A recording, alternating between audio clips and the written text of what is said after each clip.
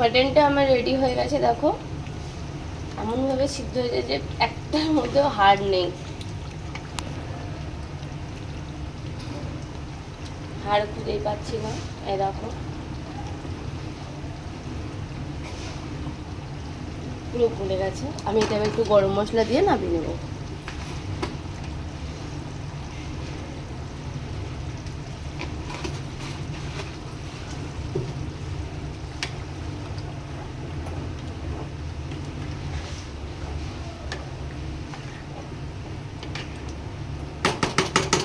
এরকম করে বাড়িতে ট্রাই করবে।